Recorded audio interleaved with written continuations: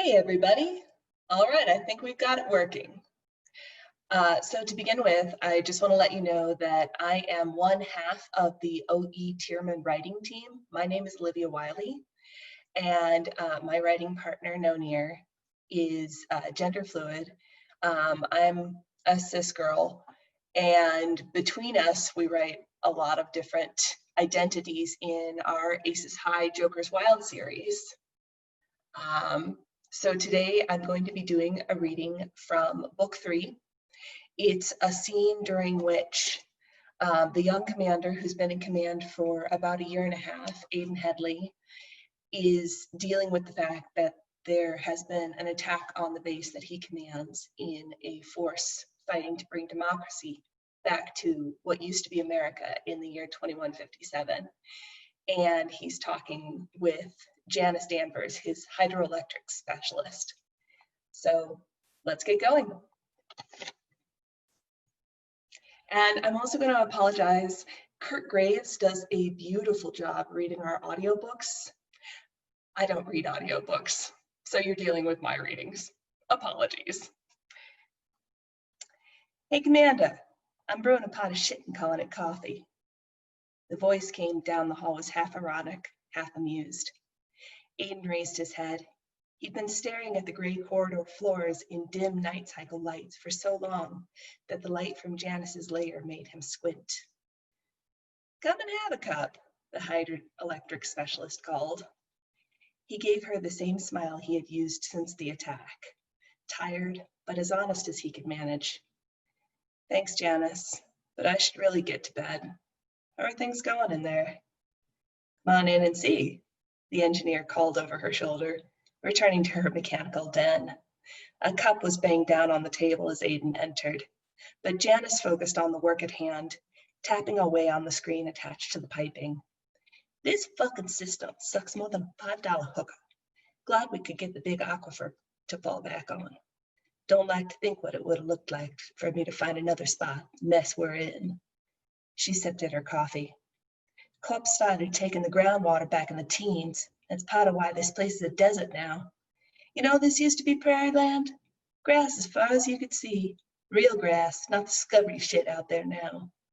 That coffee tastes worse when it's cold, she added over her shoulder. Got this working though, pumping plenty good. We may be fucked for a dishwasher and in trouble about the meds, but we're good on water and power. Reluctantly, Aiden slid into the seat at the table and sipped the bitter coffee. Nice to get some good news, he murmured. It was good to hear something positive. His head and his life might be fucked, but at least there was water to drink his crazy meds down with. How are the plants? He asked. Janice nodded in their direction. Banged up pretty bad. Odo ain't dead yet, it's gonna make it. Saved about a third. They'll go in the planting. They'll go in the planting as soon as I can find a minute. Some of them should have been out in the beds already, but shit hit the fan before I could get them planted. I'll take some time and do that tomorrow, probably. Aiden nodded, giving a quiet murmur of assent.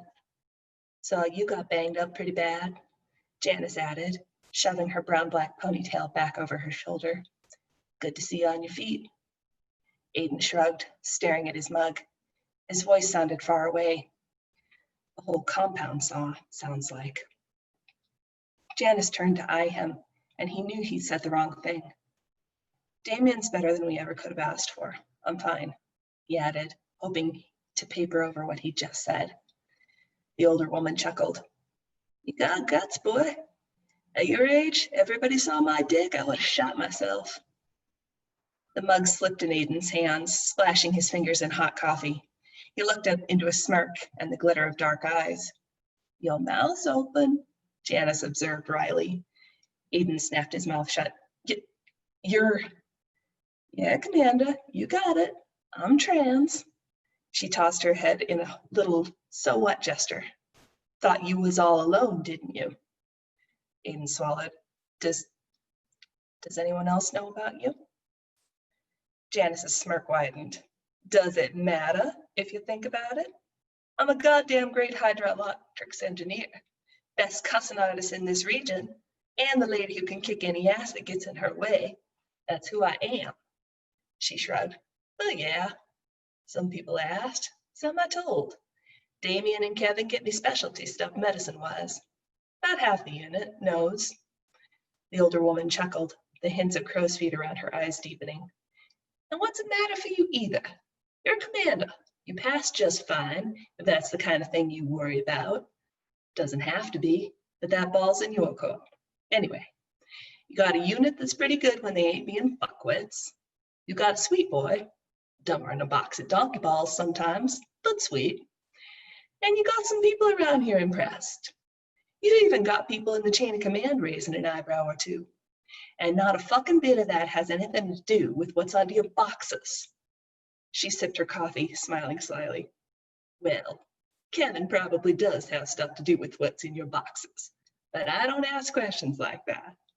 I give answers, though. You want tips. Run into those kind of problems. I got some books. Aiden realized that his mouth was open again. He swallowed. I think we're good, he managed.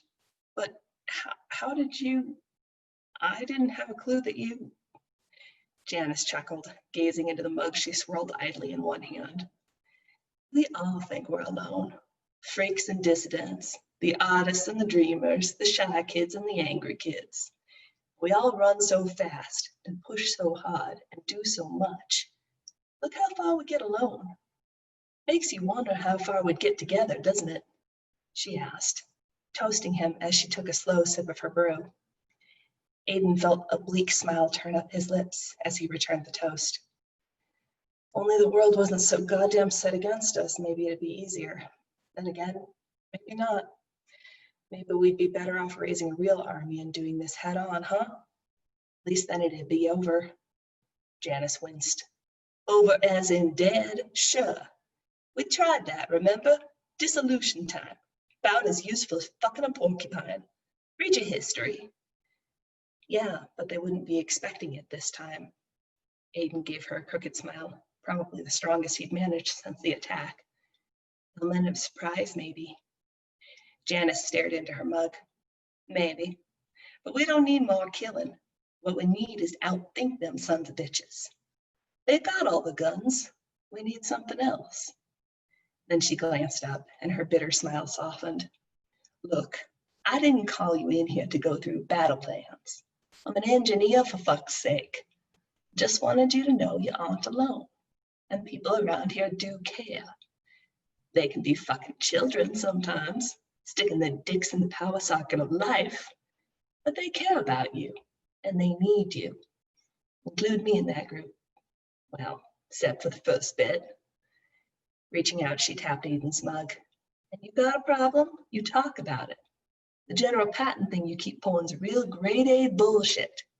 These guys are used to that old horse on Taylor.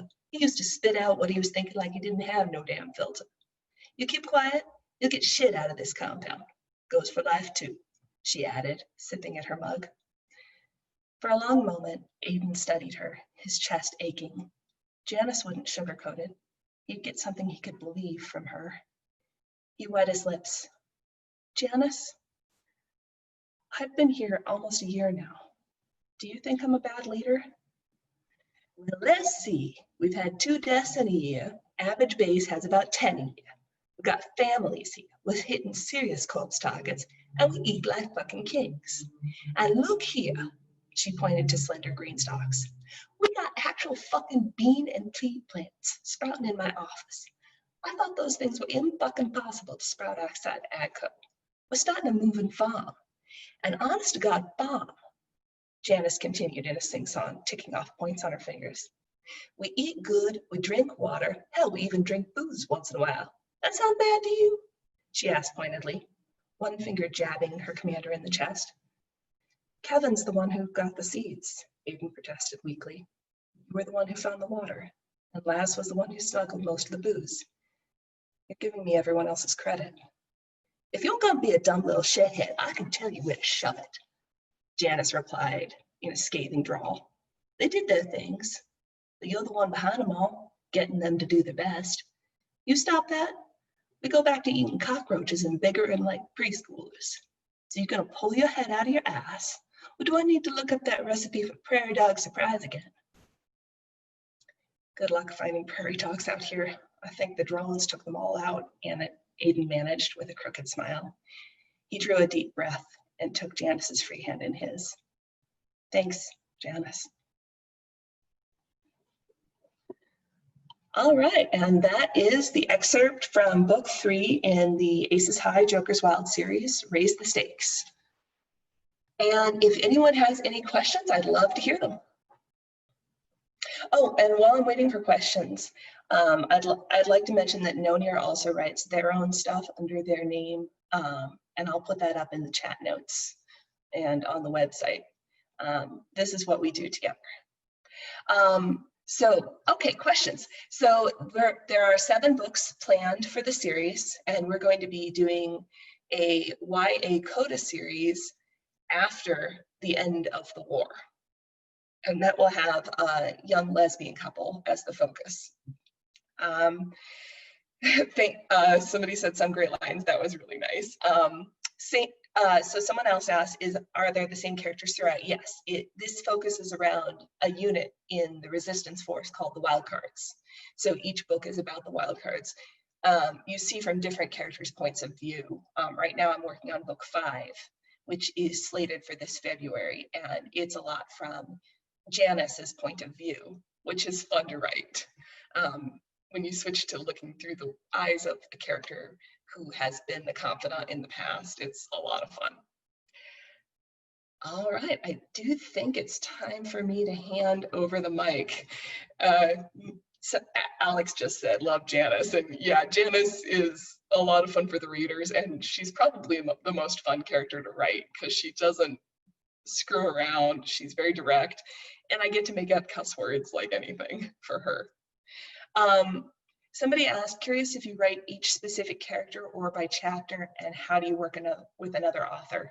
Oh, so what Nonier and I do is we actually bounce draft 1 back and forth between us. So I'll write a sentence and Nonier will respond, and we each have a set of characters that are our characters. And then we do that together until we feel like we have a solid first draft. Then my job is clean up draft 2, toss it back to Nonier for cleanups, toss it back to me one more time for final cleanups, and then we start sending it out to our beta readers. And then our expert readers get it on the second round. So yeah, it works real well. All right, I am gonna let things go on to the next person. So thanks very much for having me on, and you'll see me again tonight at 7. Take care. Hey, so I'm Trevor Barton, and I'm joining you from the UK, and this is my first ever con, let alone being a panelist, so I'm just a tiny bit nervous, so please bear with me. I'm here to do a reading from my, yeah, thanks Scott. Yeah, I'm here to do a reading from my first fiction, which is this, Brobots, the Complete Source Code. Well, this is the trilogy omnibus of 3 books, Brobots, Red God Sing, and Balance of Hysteria. And it's published by Beaten Track, and it's available globally in all the usual places. And this trilogy follows the story of sentient androids, Brobots, as they fight for the right to exist as a species, something for which parallels are drawn from LGBT history. Also, many of them happen to be gay themselves, while the AI at the root of the Brobots has a journey of her and their own. Incidentally, and related to that sort of content, I hope you'll join me again tomorrow at 4 p.m. BST, 11 a.m. Eastern Time, 8 a.m. Pacific Time for the panel session, How Does Our Queer Past Influence the Queer Sci-Fi Future?, where I'll be joining Bob Angel, Catherine Lundoff, and Michael G. Williams to look at the different ways we can honor our past when writing our futures. So the reading I'm going to do is my publisher's favorite, and it's from a chapter called Byron's Notebook. There is a tiny bit of swearing, so please be warned about that. And also the book itself is an adult read, so please be aware of that too. Byron gives his notebook to his robotic son, Josh, on the occasion of Josh's wedding to his human fiancée, Charlie. But we don't get to find out what's actually in the notebook until after the whole story is finished, by which time, spoiler alert, so you might want to block your ears, Byron is no longer with us. Okay, spoiler over. It turns out there's not a huge amount in the notebook, and that's partly because Byron is dyslexic. So most of it is doodles. And in the writing itself, the S's are all back to front, which you get to see, I don't know if you can see that, you get to see that in the paperback, but we couldn't get that to work reliably in the ebook edition. So go out and buy paperbacks, folks. It supports authors more. And it looks better, and it's all of that stuff. Dead trees, I know. Anyway, moving on. Each entry is only short, and it comes with its own heading, sort of like a series of reflections. Byron's discoveries about life. And I'm going to pause between each entry and take it slow, a bit like he would. Also, the phrase non-sparker gets used. That's a brobot term for a brobot who doesn't get to the stage of having qualia, a rich inner life. Some robots spark, others don't. Non-sparkers are the ones who don't spark. And finally, please forgive ahead of time my attempt at an accent with a twang. If I read out Byron's words with my own English accent, it won't sound right anyway, so I might as well add a bit of a twang, but stop short of saying I'm doing an American accent just in case it royally sucks. Okay, here we go. Byron's notebook.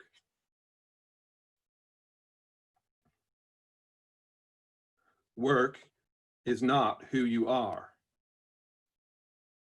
I like to garden. I like birds, trees, little critters. Nature does construction. I just do site clearance. Double knot your boots. That way, they don't come untied by the afternoon. Ignore anyone who says it's not the done thing. Tripping over them is more painful. They're not saying much. If you catch humans mouthing off about how robots or sentients are retards, or shouldn't be allowed, or something like that, you know what I do? I smile inside. Nobody can steal that. It does get better. And then you'll forget why it needed to. And then you'll find other reasons it needs to. And then you'll remember the first reasons, and then you'll shrug and smile. Human envy is a waste.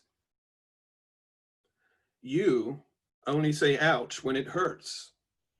Humans say it anyway, even before they know whether there's pain. Then there's holding hands to say hello, crying and sneezing, getting drunk, and all the weird stuff that comes out of them. You don't normally want to smell that. Plus, if you think they're alive and you're dead, and only pretending to be alive, just watch them strut the sidewalk. When they bang their heads on a lamppost because they were reading the info from their wristbands, you'll definitely see what I mean. My conclusion? A lot of humans are non-sparkers too.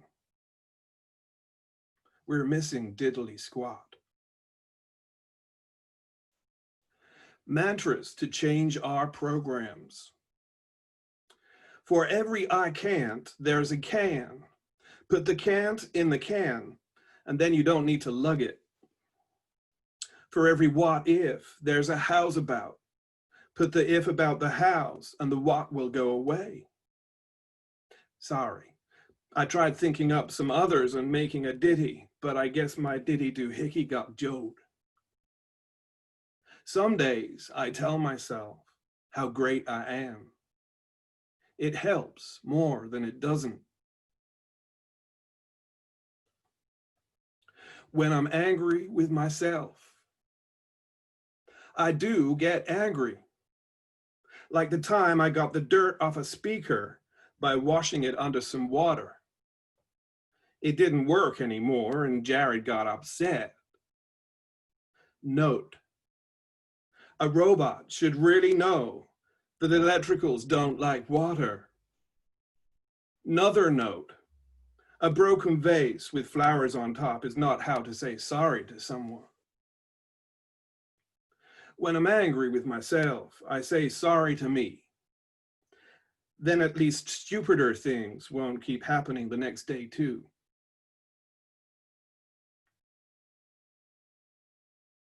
On Earth, we had sparrows.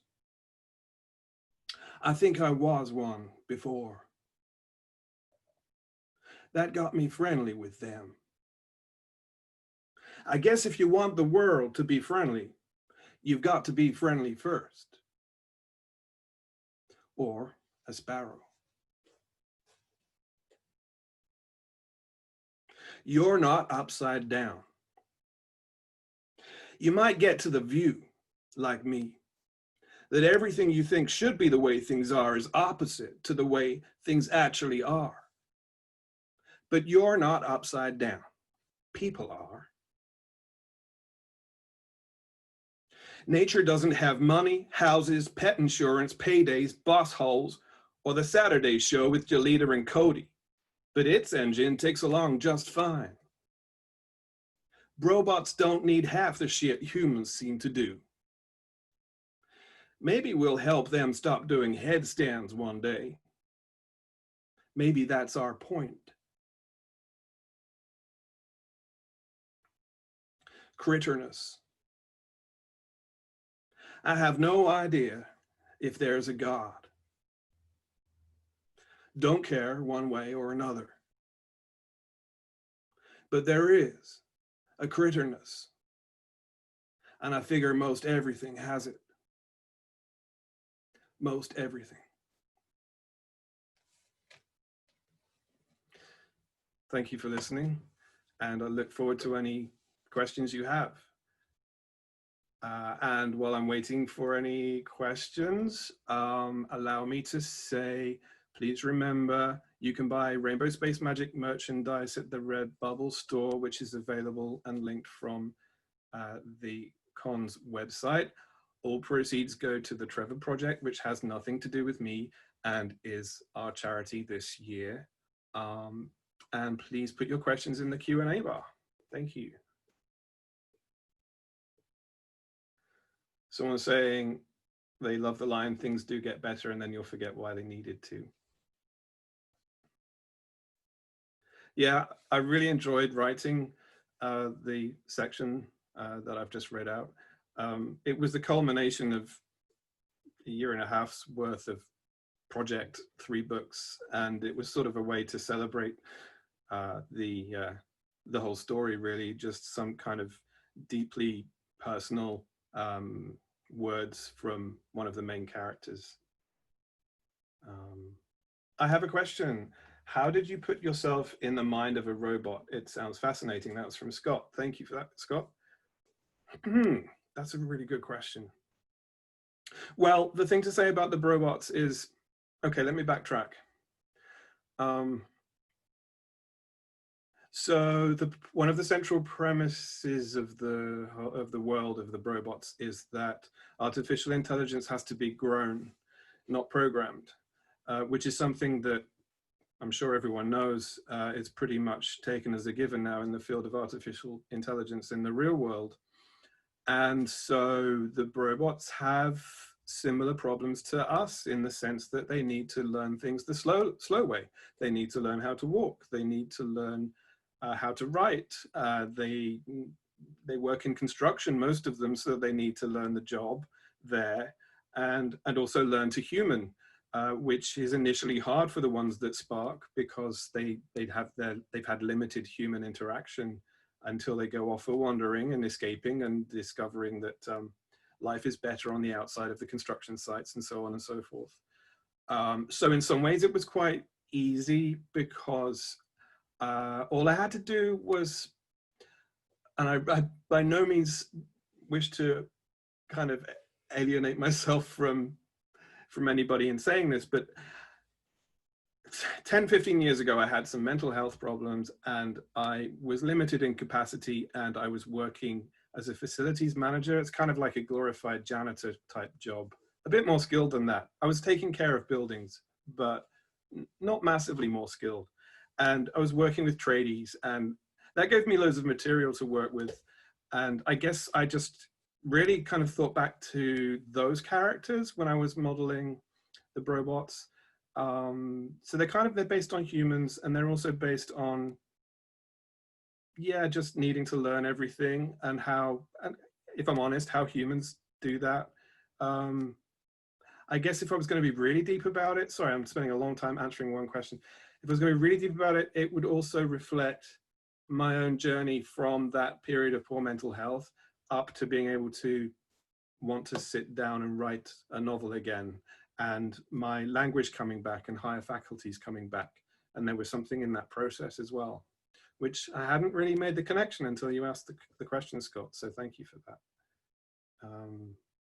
Learning to human, yeah, I actually have another author to thank for that. I think it was Ulysses Dietz. He's a great, great man, and he gave me some very helpful reviews with my first book. He's a former curator of a museum, no, art gallery in New York. I think he's retired now. More questions? Honesty about mental health, yes. Yes, more visibility to mental health issues, please. Let's all talk about mental health. Yeah. Do robots acquire language in the same way human children do? Yes, similar. There's some good videos online. There's some real world research going on with sentient robots that are sort of, I don't know, 5 or 6 years human height and abilities, and seem to have a similar level of capacity mentally as well. And so you can sort of watch resources like that and kind of get a sense for what real world AI work is doing right now. There is some backstory explained in one of the books in the trilogy as to Maria, who is the artificial intelligence, like the pre-bodily intelligence, who then eventually becomes the robots, and how she develops. So that is all explained in the trilogy. And her story arc is markedly different from the robots, all of whom are men, or identify or kind of created to identify as men, and most of them are gay. She kind of starts off choosing to identify as female, and spends a short bit of time in an androgynous alien body, robot body, and then becomes post-bodily and non-binary and all of that stuff. Sorry, that wasn't really answering the question. Well, yeah, so there's a base level of stuff that comes with the core AI with Maria, and then it sort of individuates once it's installed in a robot actual android, because a certain amount of learning has to happen at the same time as the body and motor functions, and it all has to meld together. So that's kind of how that works. I don't know how much more time do we have, Angel? Are we at the end of the show now? 4 minutes. Okay, if anyone wants to ask any more questions, or indeed any questions of Jose or Olivia as well, because they're both still online. Oh, there's 2 in question. I'm not very good at this, sorry. There's 2 in the Q&A. Is sparking some ways a metaphor for coming out and becoming fully ourselves, whatever our identities? The analogies don't quite work that way. It's more, well, I suppose there's a little bit of an analogy in terms of turning on to feeling. And there's this weird thing for men especially, people born male especially, and the social expectations that come with that, to even if we are in tune with our feelings, to kind of, you know, turn the tap, switch them off, and not even admit really that we have a rich inner life that we all do, because we're all human beings.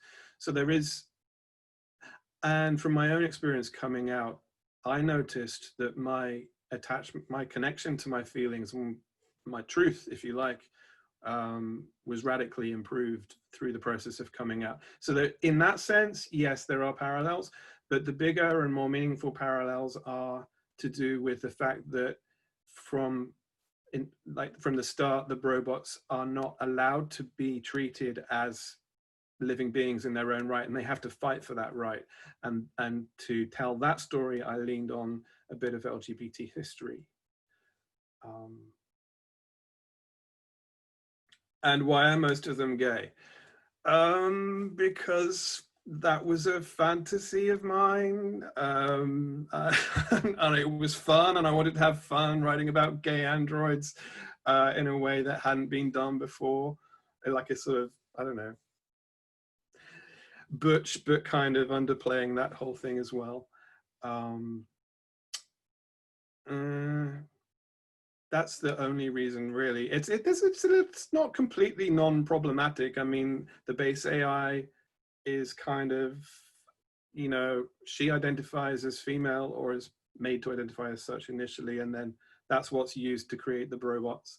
I haven't like fully unpacked all of that in the books, but there is this thing of they all come from a common root.